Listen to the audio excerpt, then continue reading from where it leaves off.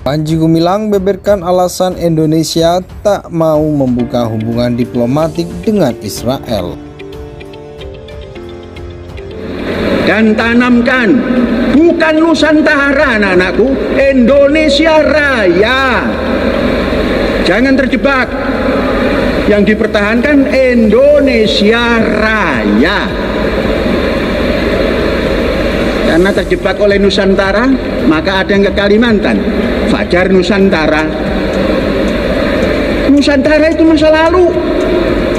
Hari ini adalah Indonesia Raya, bukan Nusantara. Nanti kalau Nusantara, nyaplok Malaysia nanti, nyaplok Singapura, nyaplok Filipina. Indonesia Raya, hiduplah Indonesia Raya. Dan untuk keberlanjutan IKN Nusantara, ini juga sudah sering saya sampaikan. Bapak Ibu, sekali lagi, tidak perlu ragu, tidak perlu bimbang. Kenapa? Payung hukumnya itu sudah jelas. Payung hukumnya sudah jelas, yaitu Undang-Undang Nomor 3 Tahun 2022. Dan itu, ini juga kita harus tahu semuanya, itu sudah disetujui 93% dari fraksi-fraksi yang ada di DPR. Loh, kurang apa lagi? Ini adalah aturan tata krama adab untuk kenapa perempuan sudah ada tempatnya sendiri. Lihat tuh di Mekah, Masjidil Haram, itu ada sekatnya. Lihat tuh di Masjid Nabawi, ada sekatnya sendiri. Karena bahkan Imam Ghazali dalam kitabnya menyampaikan, wa yajibu bainar rijali wan nisa'i hailun, wajib untuk sholat berjamaah antara laki dan perempuan menurut Imam Ghazali ada pembatasnya. Hailun itu pembatas. Keterkaitan antara Al-Zaitun dengan NII KW9 pada 3 aspek. Pada sisi historisnya, kemudian pada sisi finansialnya, kemudian pada sisi leadershipnya. Jadi Al-Zaitun itu kalau dikaitkan dengan NII itu gimana ya saya cara menjelaskannya, itu ada tapi bukan di santrinya,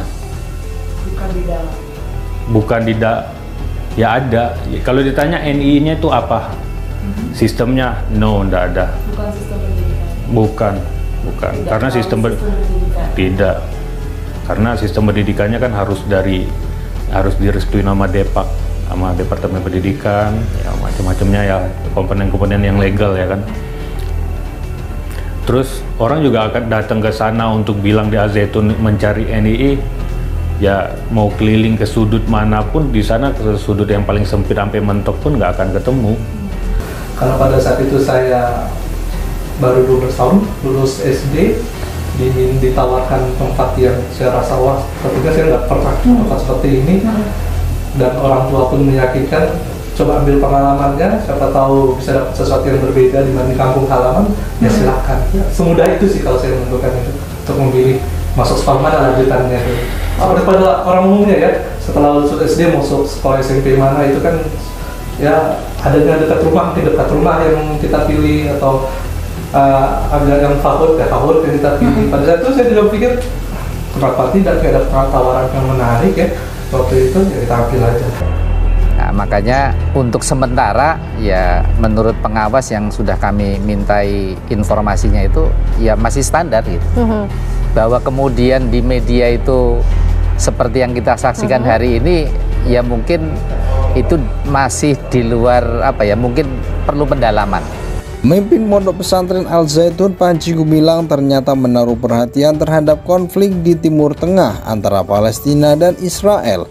Bahkan Syekh Al-Zaitun Panji Gumilang pernah menanyakan kepada Am Hendro Priyono yang saat itu menjabat sebagai Kepala Badan Intelijen Negara soal upaya membangun hubungan diplomatik antara Indonesia dan Israel. Diceritakan pada suatu waktu Pondok Pesantren Al Zaitun kedatangan Duta Besar Palestina untuk Indonesia, Ribi Awad. Beliau duta besar ingin berkunjung ke kampus Al Zaitun. Ketika itu masih baru berdiri. Beliau datang ke kampus, berpidato di masjid lalu bertukar cendera mata, ungkap Panji Gumilang.